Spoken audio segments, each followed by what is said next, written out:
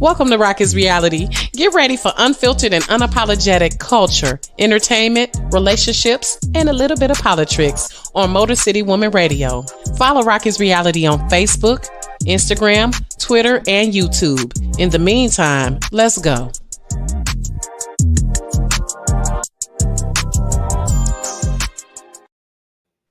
Yes! Happy 5 years! Yes! We are live! Happy 5. I gotta make as much noise as possible. You have to celebrate. So I'm gonna make my own sound effects. But welcome to Rocki's Reality.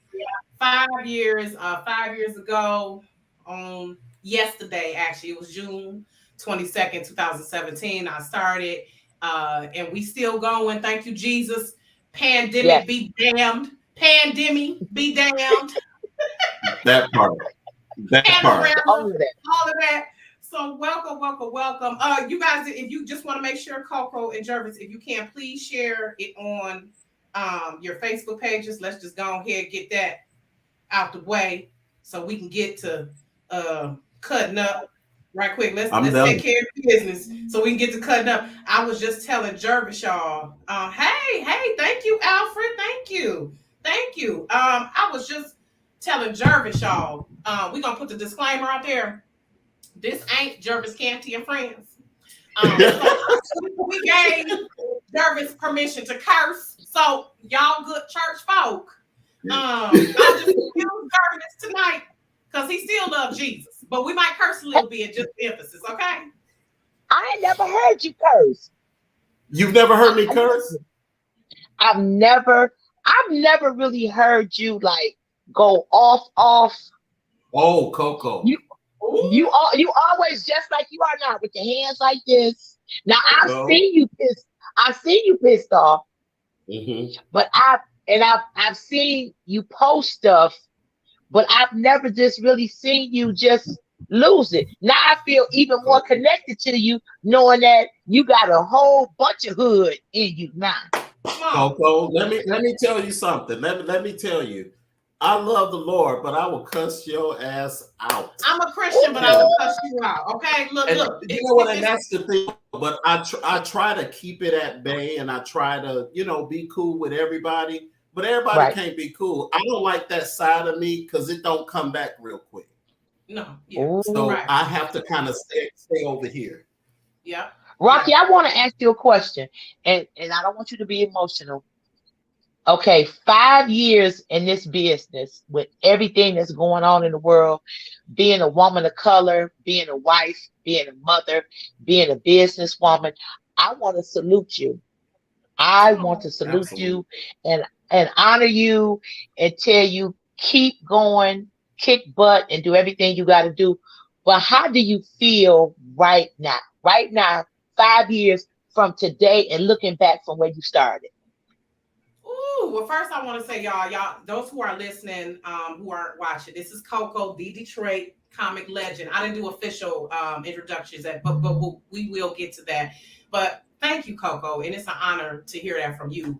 You're welcome. I don't know. I feel excited, anxious, and eager for more, all at the same time, and just grateful. That's just all. That's just really overall. That's the overarching feeling for me. It's just grateful to be here 5 years later, to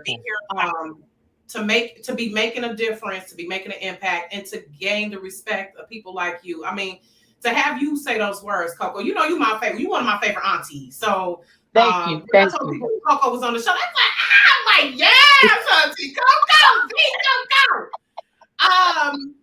and so I'm just grateful, and I'm grateful for people like Robin. Thank you, Robin. I met her. Yes, thank you, Robin. Thank you. Shout out to Robin of yes, for creating a vehicle, for me to drive, and just I'm just grateful for God. Shout out to my husband, my mama who listens to every show. So, Mom, we're gonna be cursing. Just Mom. And I'm just grateful for guests like you and Jervis, COCO, who when I've called or emailed, they're like, yes, thank you. Come on, I'm honored. So I'm just grateful, and I'm just eager to do more. I'm just looking forward to the next 5 years. What the next 5 years got? I'm trying not to focus on, I listened to my first show the other day and I was like, oh my God, I was messing up. I was this and that. It's okay. But then I was like, you know what, God, this is growth. This is growth. Look at the growth. So I'm just grateful right now. And I'm just honored to have people like you on and that we all are still here after this damn pandemic. I'm grateful that I'm still able to do shows throughout the pandemic. Thank God to technology and people who support it. And so the word is verklempt. That's how I'm just overwhelmed right now. Okay. And it's not a pandemic. For me, it was a pandemic because when they said we had to wear masks, I stopped wearing panties because I wasn't going to wear a mask on my face and my ass. I wasn't going to do that. And sometimes in the summertime, it be too hot. Look, it be too hot. Look, they don't need to know. They look. Jervis, we sorry, but look, I had to. No, it's okay, bro, because y'all don't wear panties and I don't wear drawers. I may or may not be wearing some right now. So that's what I'm saying. You have a 5-year anniversary party. Let's party. Come on, somebody. So let me do the introductions. Let me officially introduce you all. This is COCO, born Ingrid Walks, and she been in the game, y'all. Yes. Look at some of y'all been in the game. You ain't gotta read all that because all that means, Rocki, is when you give an introduction like that, you ever be in an event and they read a whole page introduction, everybody in the audience be like, she better fly, she better have some greens. So when you read all that, it's like, Listen, COCO, Ginger Hudson on Facebook, and Ingrid Walton to the feds. That's it. Okay. We do it your way. I wasn't gonna read all of it. I was the first couple sentences. I ain't about to read all that. That's why I be telling folks, ain't nobody gonna read all that. But yeah, I love you. But just comedian extraordinaire, COCO. I gotta tell you, and I probably told you this before when you came on the show a few years back. Shout out to T Barb, by the way. Yeah. I saw you my freshman year up at University of Michigan at a comedy show. And you came out there and pulled everything but the kitchen sink out of your titties. I mean, she had a 2-liter of Fago. She had some keys. She had a phone. She had a purse. I think she even pulled a blow dry. It was just, and I remember you came out on the stage and you put it out there, and of course you had us cracking up. And at the very end, as we were leaving the show, Biggie's Juicy was playing. And I was like, you know what? God is good. And I thought to myself, I said, this Black woman is putting it down, and she's from Detroit. I kept telling my fellow college colleague classmates and stuff. I say, she's from Detroit, y'all. She's from Detroit, all the way up here in the deuce, A squared, Ann Arbor, putting it down. So I just always have looked up to you, COCO, and I am honored. For real, I'm honored, and I really appreciate that you see in me greatness. That let me know I'm doing something right. When you know when the aunties is with it, you like, okay, I'm good. So I appreciate. And I feel honored knowing that passing the baton to you, you gonna run on with it. You gonna Harriet Tubman this thing. So whatever direction I choose to take, I feel honored knowing that, okay, Harriet, listen, you done freed me. I ain't gonna tell nobody, take this gun and continue on your journey. I'm honored as well. I love it. Thank you. And so my second guest for this half hour is Jervis Canty, host, author, screenwriter extraordinaire of Jervis Canty, multiple award winning Jervis Canty and Friends. So, and I ain't gonna read your whole bio either, Jervis, because we need to get into it. Please don't. We need to get you know what? You know, COCO said it best. You know, sometimes I think what happens is we do what we do. And when we do what we do it with the mindset of just trying to give people something to get them through the day. Yeah. And I want to give something back to you because you're celebrating 5 years, and 5, and I don't mean to be deep, but 5 is the number of change. And so I don't know what shift your show is about to go through, but 5 is the number of change, and it's the number of positive changes. So whatever you put your hand in to do after this year, at the start of this year and this anniversary, it's going to be good. And you're about to go to a great place. And the thing is, it's awesome when you have the aunties like COCO pass the baton to you, and you in turn give it to everybody else. So I'm excited to be here. No, I don't cuss a lot, but when I do, damn it, I do. But I'm excited But for you to invite me to be a part of this and still be on the same panel as COCO, I'm so honored. That's all I can say is I'm honored beyond belief. So thank you. I am honored as well. I'm glad. I'm glad. And you look fabulous too. You look fabulous. I don't know who did your makeup, baby, but I did. Y'all, actually, I did. Thank you. And thank you to everyone watching. Shaylin. Shout out to Shaylin. And also we got Alfred, and shout out to my best friend Gigi. Shout out to y'all, everyone for watching. But actually, COCO, this was one of the good things. And I received that, Jervis. Thank you so much. Because I have been praying, like, God, please. But y'all know I'll be almost about to quit every other week. So just every day. We're gonna get to that in a second. How every day you be like waking up like fuck this, and then you be like, oh wait, Lord, let me bring it on back. Let me bring it on back, Lord. But this is one of the things that the pandemic, I'm calling it, helped me out with is learning how to do my makeup. So thank you, y'all, and thank you for everyone watching it. Alfred was asking me, how do you keep the show so fresh and interesting for this long? What's the motivation? Just people. Just, y'all love my people. I'm a people person, and I'm about my community. I love when, of course, I can have celebrities and influencers on, but I'm just about making an impact on my community. That's one thing grandma and granddaddy instilled in me. No matter what you're doing out in this world, make sure you are bringing some good to your community. So that makes me feel good that I can entertain people and also educate them about things and hopefully change some lives. And like you said, I'm going to be passing the baton. Right now, I am trying to pass the baton to some ladies. So, but let's get into it, y'all, because we only got about 15 minutes. I want to get to the good. Thank you, Shaylin. I want to get to the good part. So let's talk about let's go back to how we came to this point. We were talking about Monique and the DL Hughley situation. Whew, take a deep breath. Both of them look down like, Lord. Say the prayer. We ain't going to spend too much time on that. But just update for those who don't know. Well, y'all know what happened with Monique and DL, but update is Monique, she got her lawsuit, settled her lawsuit with Netflix. So let's note that. Remember when she was calling Netflix out for discrimination, and people said she was crazy then, but she just settled. Okay. And recently she apologized to the family. Family for putting them into it. And it's still, I think it's still very precarious at this point. A lot of people. But what made me ask COCO is because those of you who may have been at the show, Monique shouted COCO out and was like, look, I got history in the D. I remember going to COCO's comedy. What was it? COCO, it was right there on the corner. House of Comedy. COCO's House of Comedy. Yes. It was on Jefferson. And was it McClellan? One of them streets over by McDougal. Yep. So that's what Monique was like, look, I've been coming here for years. So I want to ask you first, as a woman in this business, COCO, what is your reaction to what's happening? What happened with Monique?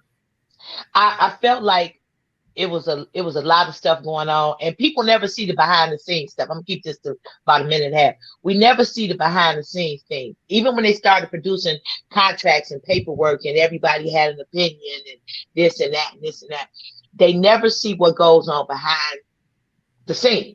So people think backstage is fabulous and it's birds and eagles and all kind of celebrities. No.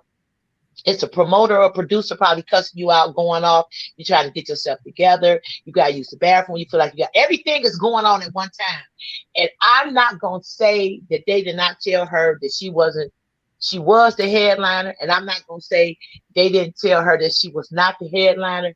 I just feel like it was overwhelming, and she brought all those frustrations to the stage, and she just gave it all to the audience. And I think in the moment, everything just came out.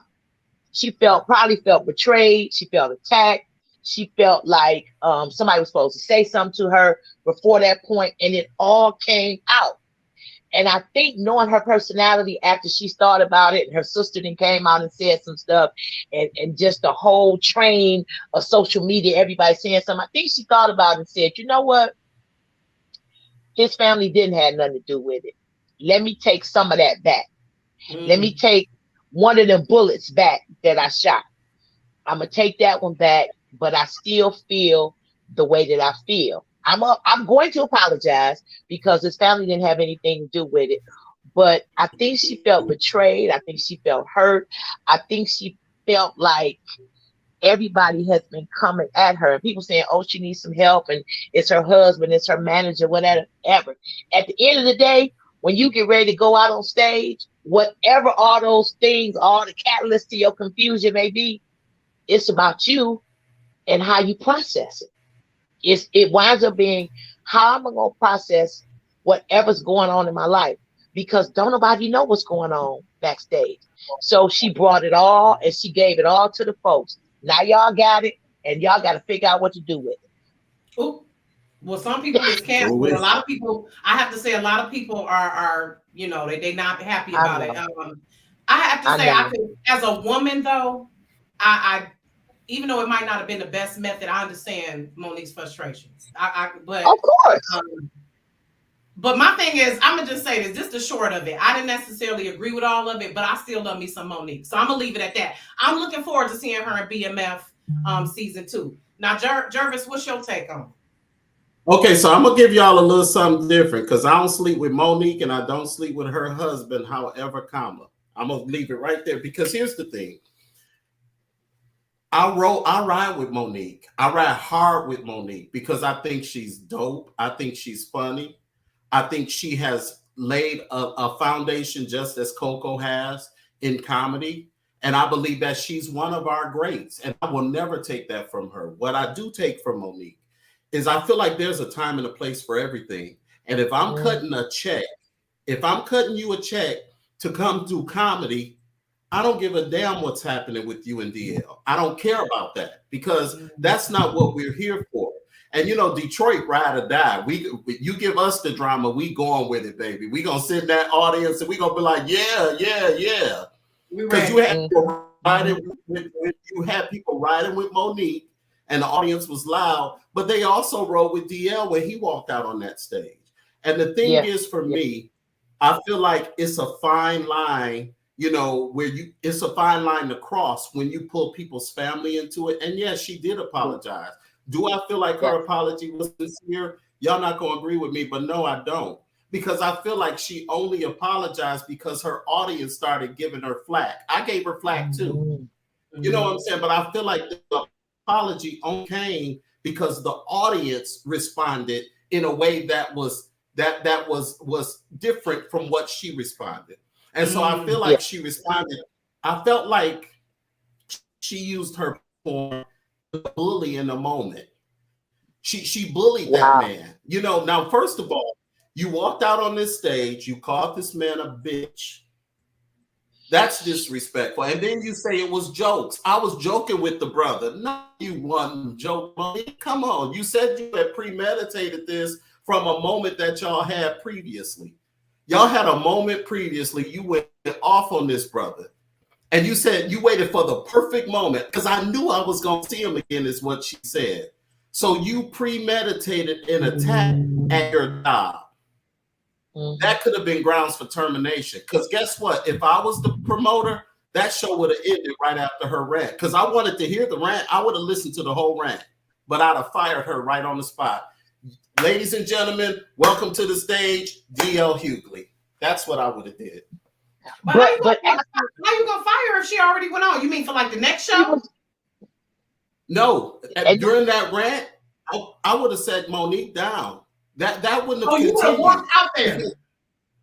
I would have let her have. I would have shut that down because it wasn't appropriate. Jervis, here's the thing: had the promoter walked out there and interrupted the show, all that backlash, and you like you said, Detroit to ride with you.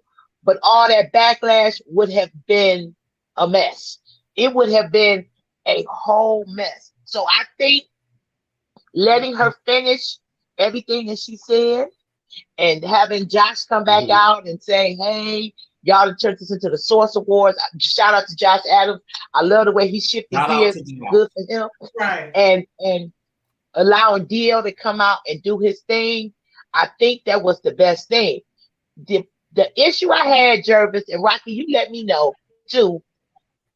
It pitted us against each other, not as DL and Monique. It got down to, well, I don't think she's funny anyway. Well, I don't think he's funny anyway. Yeah. Why does it always, instead of dealing with the fact that she mad, this what happened, it gets down to who funny, who not. Then it went from that to, they would start talking about Kevin Hart, Cat Williams, and Dave Chappelle. Well, guess what? I say this with all the love in the world. Folks can always tell you what you ate, but they're only buying one ticket to one show whenever you come to town. They're buying one ticket to one show. So they're not doing enough damage where I'm losing ticket sales. So you may not think Kevin Hart funny, but all the way to the bank, Kevin Hart is funny. He's funny. Cat Williams is funny. Or you may not think DL is funny or Monique. There's an audience for everything. Yeah. I have to say, I like both of them. I'm gonna be honest. I like DL and Monique. I like both of them. Well, let's be clear. DL has had his moments as well. Okay, and I have to say, as a woman, just like as a Black person in this world, you know, you can't do certain shit that the white folks do. And I think that's the issue with a woman. A woman can't do certain shit that a man does, or if she does it, it's going to be a problem. It's going to be exacerbated because she's a woman. And that's part of the issue. Even though I agree that she could have done that in a different form. And Alfred Jones is asking, what other form could she have done it in? I mean, she could have went on her Instagram, and what she did, she could have did a podcast. She could have done a lot of things. Here's the thing, though. Here's the thing, my babies. Here's the thing, my babies. Monique has a platform that's Here's the thing, my babies. Al asked the question, what other forum could Monique have used to air all of that? Her own. Monique has millions of followers. And my thing is, if I have an issue with COCO, I'm the kind of guy that I'm gonna go to COCO. And if me and COCO get about it, then we get about it. But at the same time, I would never affect her forum or her platform to work. I would never bring this to her job. Now, I done been through breakups. I done been through divorces. I done been through separations. I done been through all that. But one time will I never decide, I'm going to go affect your livelihood and go to your job and act a damn fool. I'm not going to do that. And that's what Monique did. And then she pulled his family and the dog into it. If you say and the dog. And the dog. And the dog. Yeah. Okay, I ain't giving her a pass for that. Let's put a pin in it, y'all, because I don't want to spend all the time on Monique. I want to get more into y'all. And I know we could go a ways with this, right? Yeah. But I want to come back to what we were talking about, how the struggle being in entertainment. Because this is the thing. It's just going to be people who feel she was wrong. And it's going to be people who feel she was justified. And in the meantime, like you said, they both still going to the damn bank. All the way to the bank. They still going to the bank. So, but I want to focus on what you all are both doing. What y'all are both doing, because we all still trying to come up and get that DL Hughley, Monique, millions of followers, millions of dollars status. So, and I want to say hey to everyone who's watching. Monique, my McAlpine, everyone who's watching, thank you for all the happy anniversary and congrats and all of that. So, but I want to ask COCO right quick. I want to ask, are you on Grown Folks Radio still? Is that no? So I was working with Reggie Reds doing the Grown Folks Radio. So right now I kind of stepped back because I have to totally strip down and reinvent myself. And I think I haven't given again for a few times. I'd have done it for the 15th time, and it's a continual process. It's a continuation. It's like I have to do it all the time. So what I'm working on now, I'm working on my LLC. I'm working on my 501c3, and I'm working on myself. I'm working on my state of mind, my body. Just had some major dental work done. So I'm working on I don't want to reinvent myself. I want to invent myself to a whole additional audience. So sometimes you have to step outside of yourself and assess what you're doing. So that's what I'm doing. Do I want to do radio again? Yes. On my terms. Yeah. I want to do radio on my terms. I want to do radio, and this is just something for you to think about, Rocki.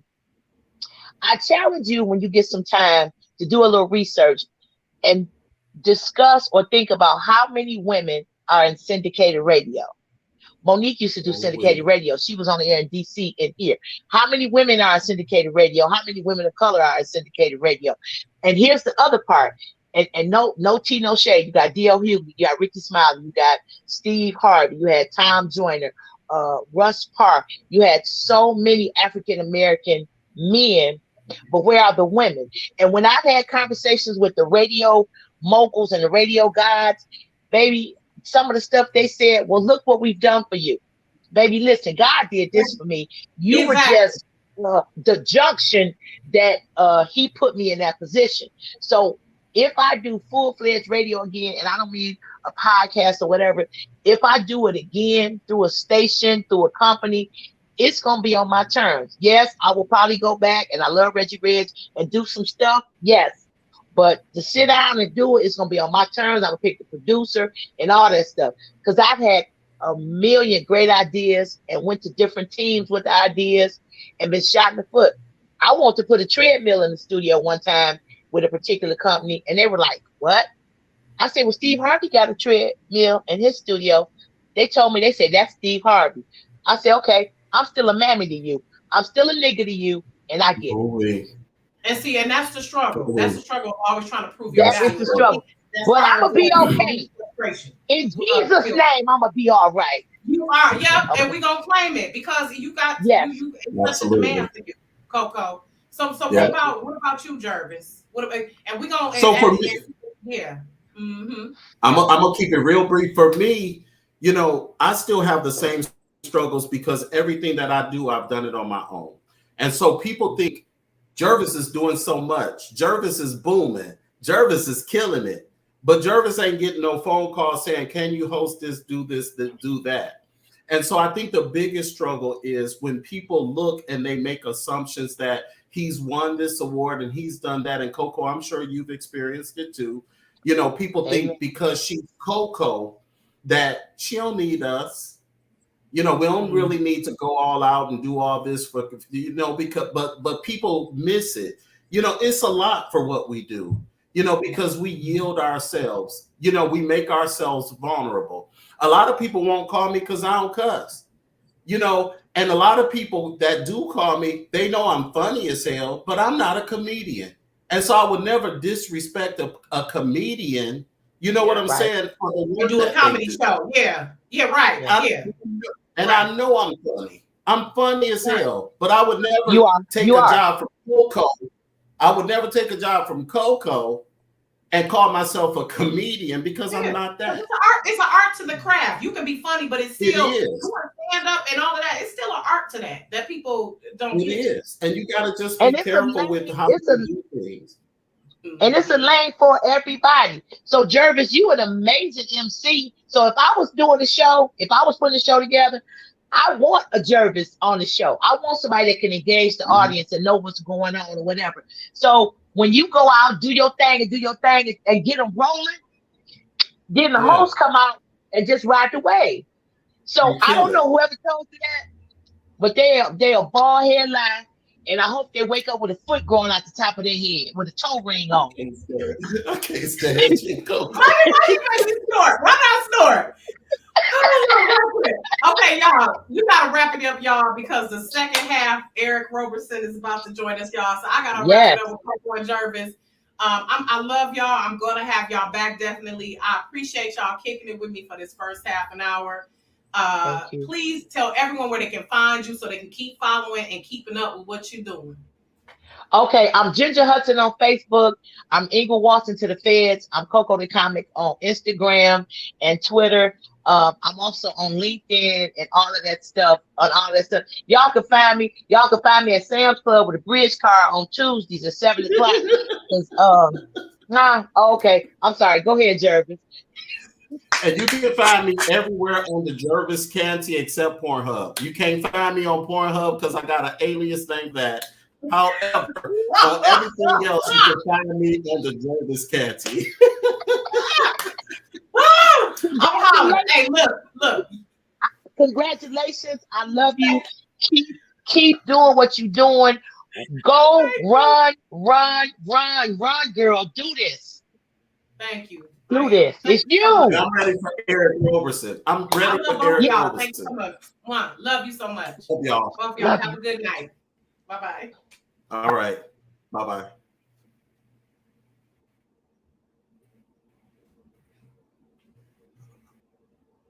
Too funny. I was gonna tell Jervis, you really don't need Pornhub if you got a Twitter account, but so that was COCO and Jervis Canty. Thank you again. We are now, thank you for everyone who's tuning in for the 5 years. We are now, look at picture perfect. Look at you. Well, hello there, Rocki. How are you? Yes, how are you, Eric? I love it. Hero, I should say though. Hero. I'll take it. Shout out to the comedians just before me, COCO and Jarvis. They were hilarious. You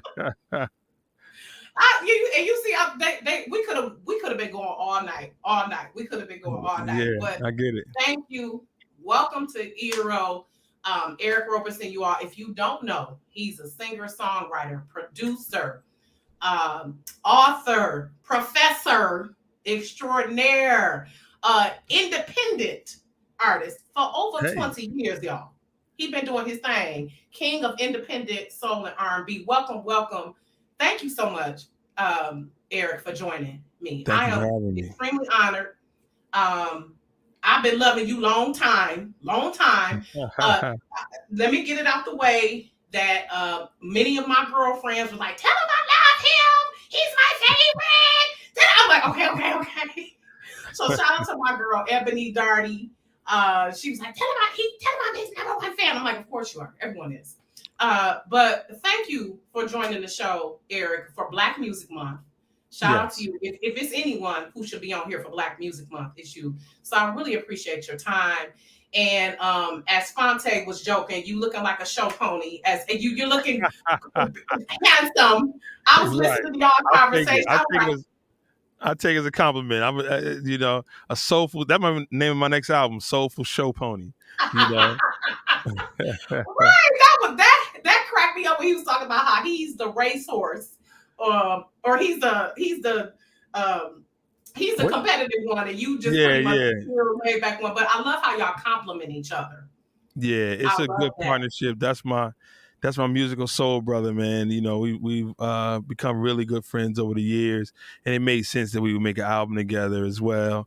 And I think that's one of the things I look forward to doing. I mean, I've had a fortunate opportunity to work with a lot of friends, and I think that's one of the benefits of being independent is you can work with whoever you want to work with and make magic with them. So I've been enjoying that. Mm-hmm. And I love how you talk about creativity and how creativity just wants to find us. It wants us to just, live in it and not try to be so shut down. And it really resonated with me when you said there's no balance, really, to where when we were talking about, because those who don't know, Eric is a husband who has a lovely wife, Sean, and 3 sons. So I know you stay busy, and I felt you when you said, like, as an artist, how you get so busy, but you try to make the best time you can. You use your time the best way you can. And focusing on the process instead of the product. I really love how because it's like we get so caught up in, oh God, I can't do this, or this is going this. And it's like, look, stay right here. Let's focus on that moment. So I really appreciate those words of wisdom, And I always love how you've always just been a Zen type artist. Every time you put the Eric Roberson on, you just better get ready to chill. You better not be in no bad mood. Nah, You just I don't let it happen. Around me, there's no bad vibes around me. You know, I always talk about it. I might have said it even when talking Fonte. I'm on a perception diet. I'm constantly. That's the main diet. I might be on keto and some other stuff, but the number one is a perception diet. You can't come around bringing bad energy around me. I'm trying to see the opportunities that are in front of me and see the good things that I can benefit from and I can benefit towards as well. So yeah, man. I mean, you know, the best compliment is that that the music I make can bring some peace to you or help you clean up your house. So or make some babies. Or make some baby, which I have. Baby. You know, somebody done made a baby to some Eric Roberson. Yeah, I've man. I mean, I have pictures. You know, people have come to my concert with pictures of my kids, and thank God they meant me and my husband made this child to your music. You know, because they'll be in the CD line saying, "I got your kids." I'm like, somebody called security. Somebody called. I understand what you mean now. Yeah, come on over here, then. You know, so my kids out there. Those are musical babies. Those are musical babies. Yeah. I got enough kids of my own upstairs, so I, shout out to them too. Ooh, 3 boys, but bless you. So Eric, let's get into and I just want to say, when I think of you, I think of like sublime soul. It's just sublime every time I hear you. And thank you. Speaking of those album covers, can we get into them album covers? And every time I hear you got album come out, I'll be thinking, I want to know what the music is like, but I wonder what this damn album cover is going to look like. Yeah. And rest in peace to your graphic designer. I heard you and Fonte talking about he passed away. Yeah, Fave, man. He passed from COVID last year, and that was really tough. He did my album cover, Mr. Nice Guy, and a ton of other stuff, man. He was an animator that I used to put out a Christmas card every year, and I would send it to, like, it'd be an industry Christmas card, and it'll be an animation of me and my family, like a cartoon, a Christmas card. And Fave designed that every single year. So it was tough that this Christmas, we weren't able to do it this year, because it's, it had this void. Oh, my boy's not here. Right. And so forth. But I think every time we make music, every time we make art, we're honoring him as well as all the rest of our fallen soldiers that unfortunately passed. But we do take our, the album covers to me are just as important as the music inside. Even Lessons with Lessons album cover, it came on a grand scale. I said, I have this idea of like designing this board. And then my boy said, I'll make it. So he made this big 8 by 4 foot glass wall. And then I had this amazing artist named Painting Pretty, and she wrote all these lessons all across it. And then we brought the photographer in, Steven Johnson. So it was a big idea of capturing the concept. Years ago, I had an album called The Appetizer, and we went to Fridays and we bought like every appetizer on the list: spinach, artichoke, pretzels, chicken wings, and we just laid it all out on the table. And then we, sat there and took pictures as I devoured everything in front of me. So I mean, for me, it's always about the album should tell a story. The album should have a concept, and it should be a visual concept too. So I always have fun with that. I'm glad you acknowledge you see that, because we do put a lot of effort into the cover. Yeah, I was listening to something else where you said that Music Fan First was your peak, is where you were like, you knew that pretty much you had crossed that threshold. And I want to say that's my favorite album. I said, damn, that's a trip that he said that, because I love You and I Are Fall. Fall is my favorite. Oh, okay. Yeah. That crescendos, I love that. And of course, Dealing, your little creeping song with Layla is on there. My little creeping song, I love it. Yeah, I mean, we have fun with all of it, Yeah, but so let's talk about Lessons. It's your 17th studio album? I believe so. Yes, my publicist told me 17th. That's the funny thing, because if you just asked me, I would have lost count a long time ago. But I'll take it. It's probably 17. Right, 16, 17, around there. And shout out to Tiffany and Shia Bryceland, by the way. Putting this together. Shout out to them. And also shout out to Moo Fresh, who was on the show previously. I had her on. I have such a girl crush on her. But I love the duet you two have Thank lessons. you. Thank It's just her voice. It's just again, you all just sound such in sync. So let's talk about lessons. Yeah. I damn near cried when I saw that Kenny Green intro. Heard that all I want. Oh my God. I'm sitting there looking at the video. I said, is that the intro from my youth? My Jesus? Yeah. I'm like, you're the ones from Come Inside and Ribbon in the Sky. So please talk about how that came together. And you honored Kenny Green. Like, how did you take vocals that had already been recorded? Like, how did you get him on the track? So a couple of years ago, the surviving members, as well as a producer named Tumbling Dice, approached me about they were trying to do a 25th anniversary of Intro, and I was like, I mean, I always say I'm a huge Intro and Kenny Green fan, and so they approached me and they said, you know, when we think of, you know, obviously Kenny is not here, unfortunately, but when we think of who could carry the torch of Kenny Green, we feel like it could be you. So we're wondering if you would love to participate. And if we had unfinished songs, would you like to finish those songs off or maybe contribute something to like the project? I said wholeheartedly, let me know. At first I was honored to even be considered the way they were talking about. So immediately I said, I had this song I wrote in college called All I Want. I said, let me just update it and I'll send it to you. And I sent it to him, and then the project got quiet. That happens a lot of times. For whatever reason, the project got quiet. And then years later, you know, I was finishing Lessons, the album, and I ran across this song. I said, oh my God, the song, I forgot all about it.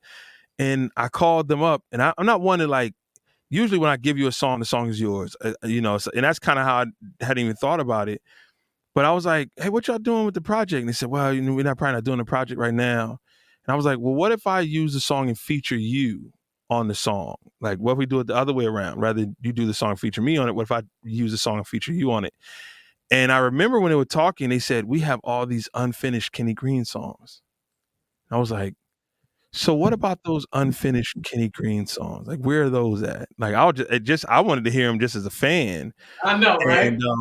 And I think it's, you know, so what I would say is that we got the blessings from Kenny's mom, and I was able to get some unreleased vocals.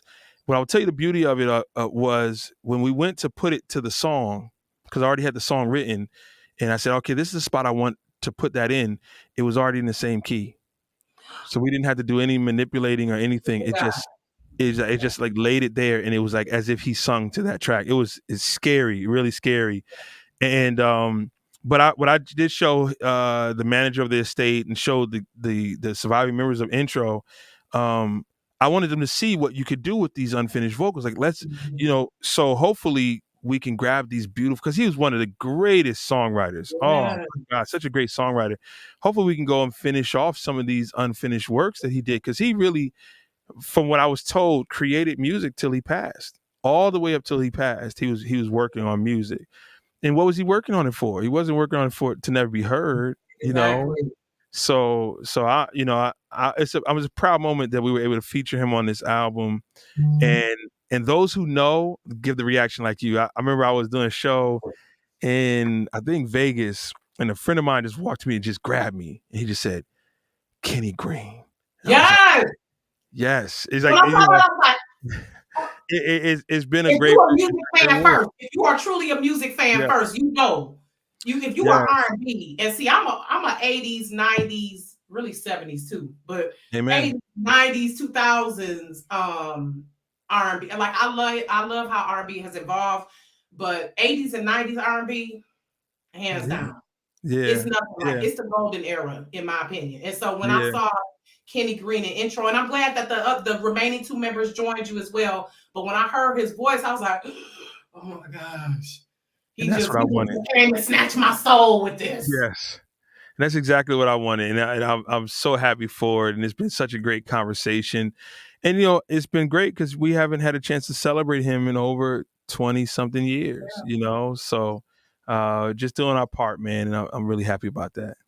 I love that. So kudos to you for that. Thank you. And I mean, you inspire so many artists. Like Fonte was saying, you are just, you know, you've been a mentor to so many. You've written for so many. I didn't know you did previous cats about music. That's a B-side jam that a lot of people don't realize. That's a jam that didn't get on the radio, but that's one of my favorites off that album.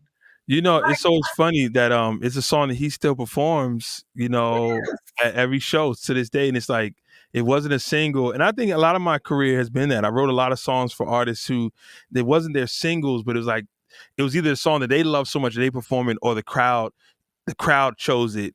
The label might not have chosen, but the crowd chose it. So you had to sing it. You know, when he did Verses against Anthony, and to be there, first of all, just to kind of witness that my songs were being played on there, it was a highlight to see previous cats being presented on the Verses and stuff like that. So it was cool. But that's another college song I wrote in college. By the way. Yeah, HU. Yeah.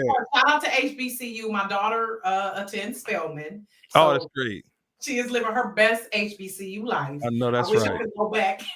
But I wanted to ask, speaking of college, you teach at the Berklee College of Music in Boston. You teach songwriting. So I want to ask, what is the method? How do you teach songwriting? Because as a writer myself, it's just like you come to know it's just a gift you have. You can definitely develop it, but it's just writing is just like a gift that God gives you at times. So I mean, I'm sure you can hone it, but how do you teach that? Well, so there's so many different levels of it. And I will tell you that the one thing is there's some teachers there that teach, like when you get into like lyric 4, lyric 5, that's another level of like, there's so many terms that I don't even know that I'm learning, you know, when you get to those. For me, most of the stuff that I'm trying to do is I'm trying to have you find your way. Right. There's a right way, a wrong way, and then there's your way. Right. And then I want to get you to a point where you can consistently visit your way consistently. Right. So even the one thing that I mainly teach, I teach a business class also in songwriting. And of course, you talk about publishing and copyrights and all stuff like that. But a lot of it I'm talking about is just doubt and consistency and completion. Right. So we have to get to those parts first for you to even get to the other parts of business. I will tell you, man, the amazing thing of learning that I run into so often, not just at Berklee, but you'll find this amazing artist who might play bass and play keys and play drums, and they'll play the song and they played all this stuff, and they say, well, okay, well, I love the song. What do you plan on doing next? He say, well, the next thing is to find a producer. And I go, but that's you playing drums? That's you playing bass? That's you singing, right? You mixed it? Yes. So you didn't produce it? No, I'm not a producer. Why not? Right. You know, it's like trying to remove all the stereotypes and remove all the pressure and all the weight.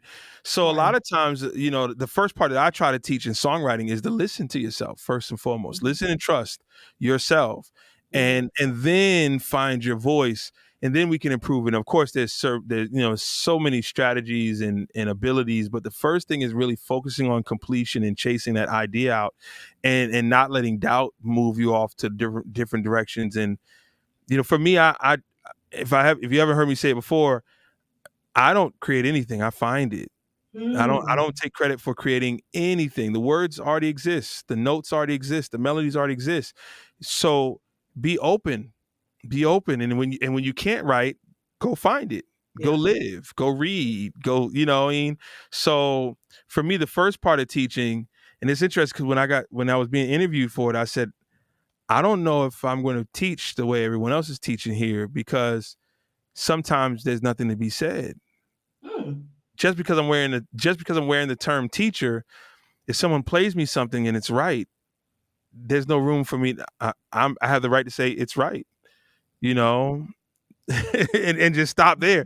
But somehow we may overteach. We may actually teach doubt. We may actually teach fear. We actually teach criticism in an area where they just need to be boosted and presented. Like I need to give you strength to go run full steam into darkness, run full steam into the brick walls that might be in front of you, so that you can succeed. Guess what? You might fall, you might get hurt, you might have all this stuff, but that's part of it.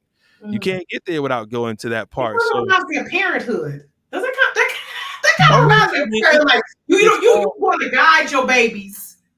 It's all the same. Every song I write, they're my babies, right? So you know, and at the same, and so you have somebody who's writing all these songs and they want to protect them. Oh my God! I'm like, and I say, okay, look at it as a parent, right?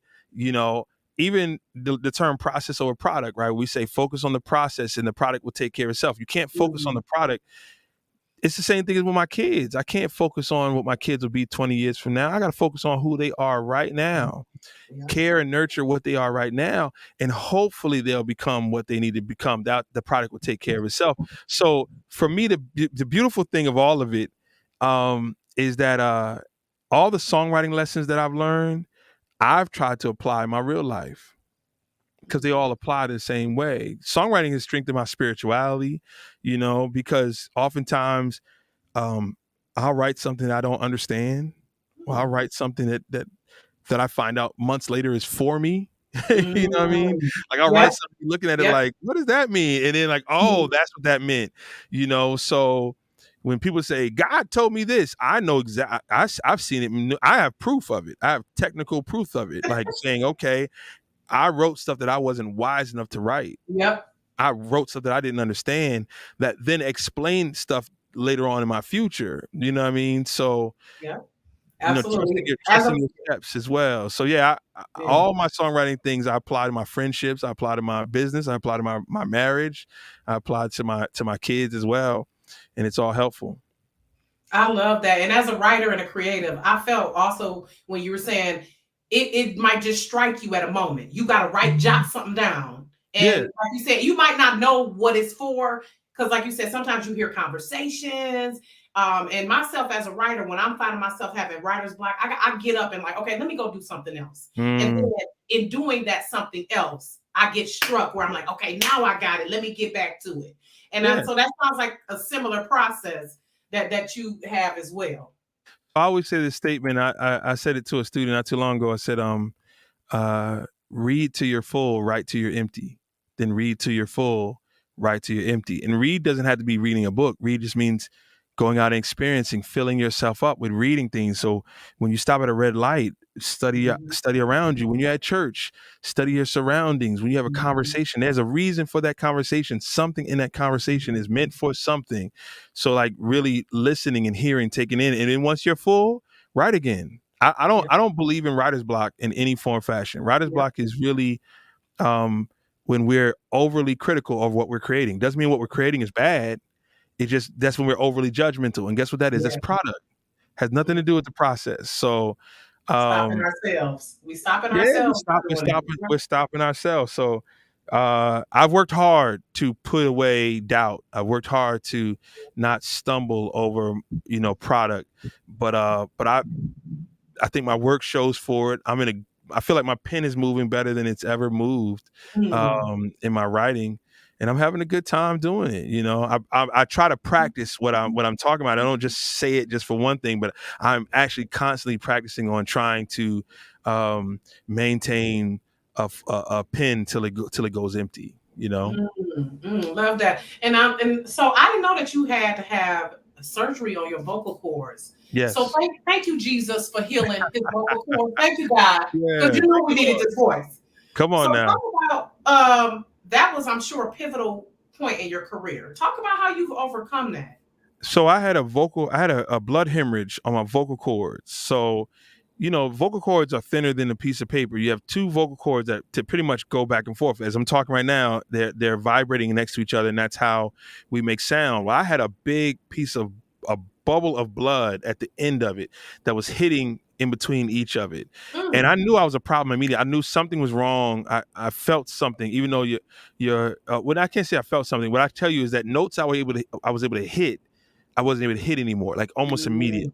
I had just finished the album and I couldn't hit notes on an album I finished just a few months before. So the doctors told me I had a blood hemorrhage. It was really scary. And, it's put a lot of artists in jeopardy before, but, Frank Sinatra had it. Adele just so recently had it. So it happens, but it was probably a year process of like rebuilding. Unfortunately, I had to opt for surgery to have it removed because it wasn't getting better. And what I will tell you is that it was the hardest process to go through. I would never want to go through a process like that as well as just the jeopardy of my health and of my voice, but it gave me a new voice. It gave me, I have not been hoarse one time since then.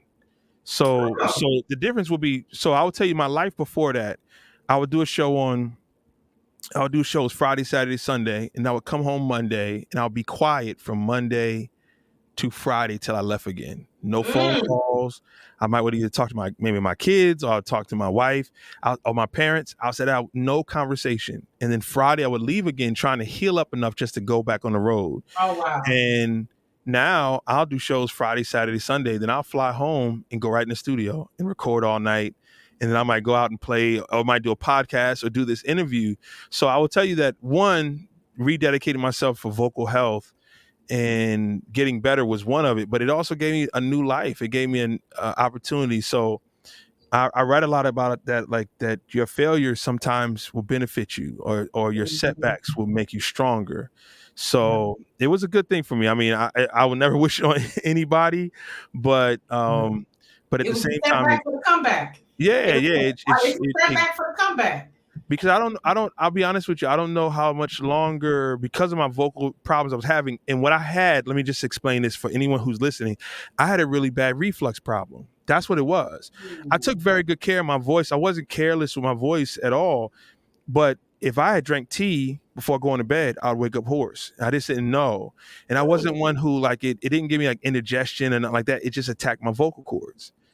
So somehow over the years of eating a meal in daytime, it wasn't even like nighttime late eating. It just was somehow, it was really attacking my vocal cords, and the doctors found that out. Once I got that taken care of, my voice has been great ever since. I love it, and I'm so glad. Thank you, God. You knew, God. You knew. Thank you. You knew we needed. You knew what we needed. Well, I want to ask, because you inspire so many people, of course, Eric. And shout out to all the fans that are watching now. But who inspires you? Who do you like? Who do you like? Who do you get inspired by? So many people. I mean, there's a lot of comedians that get inspired by. There's a brother, Ali Sadiq, great comedian. You know, I mean, sure, you know, the Dave Chappelle's are incredible, and DL Hughley's incredible, but like the unsung, like Ali Sadiq is amazing. Avery Sunshine, Emily King, the artists. But then all going back to like Bill Withers. If you notice, my last album cover was very much inspired by Bill Withers had an album called Adjustments, and so my album cover was inspired a lot from that album cover he had. And he was one of the people that, you know, unfortunately he passed, you know, a couple of years ago. I never had a fortunate opportunity to like sit with him. I wouldn't even want to work with him. I just would want to sit and talk with him and just pick his brain. I had the fortunate opportunity of I met Stevie Wonder a couple of times before, but I had a chance to really sit with him earlier this year and just kind of pick his brain a bit, and you know, so that the greats, Sade inspires me, you know, Nas, Biggie Smalls, Slick Rick. Oh my God, I was just having a big conversation about Slick Rick and Busta Rhymes. I'm a big hip hop fan, so Busta Rhymes, Slick Rick, you know, those really inspire me. But at the same time, Glenn Jones, Earth, Wind, and Fire. Where's Glenn Jones? He's still rocking. He still sounds great. Yeah. I actually just finished writing 4 songs on Freddie Jackson's new album. And you know, just I love writing for my heroes, you know. So Will Downing, who has become a great friend and mentor, truthfully inspires me, because I look at how long he's been doing this and how long he's still such a genuine dude and such a stellar performer that I'm inspired. I mean, like I said, I could just keep going on and on. There's so many people. I find inspiration in almost everybody, really. So, you know, there's a lot of them. Oh my gosh, I love that. And so, Eric, what would you be doing if you weren't a singer, songwriter, professor, author, a music extraordinaire, pretty much? What would you be doing? That's a good question. Something creative. I do know that. My mother quit her corporate job my freshman year. I remember her coming home and saying, I can't do it anymore. And she started a business in fashion. And watching my father like support it and stuff like that, it's no surprise that I have my own business. My older sister, has her own business as well. And so I might be an actor, or I might have a sock business making, you know, designer socks or something. it would be something creative. I don't think I'm really built to be in a cubicle, you know, or making copies or answering phones, or you know, or selling things that I didn't create or that I didn't have a passion behind. So it would be something, man. I would have like some coffee shop in Brooklyn, making homemade coffee. You know that I would. Because you're from Jersey, right? You're from Jersey. Yeah, okay. From Jersey. So you know, it will be something. You know, have some boutique, you know, house music shop or something. So if I didn't have the ability to sing or put words together, I don't know. It would be something in a creative aspect. I see Yolanda say, "Come on, North." Yeah, so I'm from New Jersey, but my whole family's from North Carolina. So shout out to North Carolina. I love it. Yeah. So unfortunately, we have to wrap up. So again, I thank you for your time, Eric. No I really worries. enjoyed you. I love your Libra vibes. I'm an Aries, so you're a Libra, right? The Libra always kind of get the Aries. We always have a good vibe together. So I really appreciate you. But you come in here next month, and hopefully I will be there. I'm here in Detroit, by the way. Oh, yes. So you'll be here. You're on tour, and you'll be here next month at the Aretha. So I look forward to that show. I know it's going to be awesome. I mean, it's always awesome. So tell us what's next of the tour. Tell us where they can find you. Of course, the album Lessons is out now. Thank you to everyone watching. And I don't know if you knew, Eric, this is the 5-year anniversary of my podcast. So I really appreciate you. Congrats. And I just look forward. Thank you. So like you said, it's all about the process, right? It's all about the process. Yeah, keep rocking, keep growing. Yeah. Well, first of all, a big shout out to you. My oldest son is named Rock. So I smiled when I smiled and I saw your name. Yeah, I mean, you know, we're on this Lessons movement. We're on this Lessons tour, and look forward to coming to Detroit with that. We have the book Lessons that came out as well. I have 2 books that I plan on releasing over the next year as well. One is very much like the songwriting that moves on. So I have a book called Getting Out of the Way of Yourself, which is songwriting lessons that you can apply to your real life.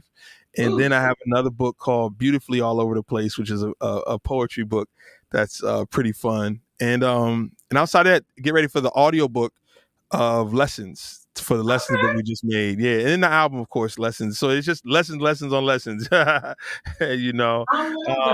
So yeah, I just see you guys on the road, and everybody just stay safe, stay blessed. You're right, yeah. And I love that opening line. God has a funny way of teaching you lessons. If that ain't the truth proof, okay? Listen. Because you think you're doing something, he gonna let you know. Okay, sometimes those closed doors is the ones that were supposed to be closed. So you can go do it different. We often say we blame the devil for setbacks, but sometimes it's God protecting us. You know, and we got to remember that sometimes. Like you got it, like and I'll tell you something in closing. The day before I wrote God Has a Funny Way of Showing You Lessons, I wrote this. I guess you can call it a poem, but it was a small essay or something. Said God is a comedian, so stop taking things so serious. Sometimes he trips you up just for the hell of it. And it's like just the play of it, of like the play of words, and that's where kind of God Has a Funny Way of Showing You Lessons is really what came out of that. But yeah, if you say oh, I'm gonna do this, he's like, oh really? Okay. You know, exactly. So, you think that's what you're gonna do? Okay, cool. You know, you gotta remember that God made Richard Pryor and Eddie Murphy and Red Fox, so he's probably the funniest thing you've ever gonna experience. I mean, you stop and think about it. So I appreciate it. Absolutely. Well, again, I appreciate you. Everyone, make sure, my best friend Gigi said, yes, Lord. Right. Preach it. We're in church tonight. Right. Because as you get older, I don't know about you, but I'm in my 40s as well. So as you get in the 40s, you see, like, look, listen. God is trying to tell you something, like she said in The Color Purple. He's trying to tell you something. I really appreciate you again, Eric. Look forward to seeing you next month. Please keep me posted or reach out to me if it's any way I can support or I definitely, this is just not goodbye, see you later, because I write for a few publications. So hopefully I'll get to interview you maybe one day for thisisrnb.com or Rolling Out or one of those. Or hopefully I'll meet you in person one day. That would be awesome. In Detroit next month. Yeah, of course. Let's do it. And where can people follow you on social media? You can follow, man. So EricRobersonMusic.com is the website, EricRobersonMusic.com. I get pretty ratchet on Instagram. So you can go to Erro44, ERRO44 on Instagram.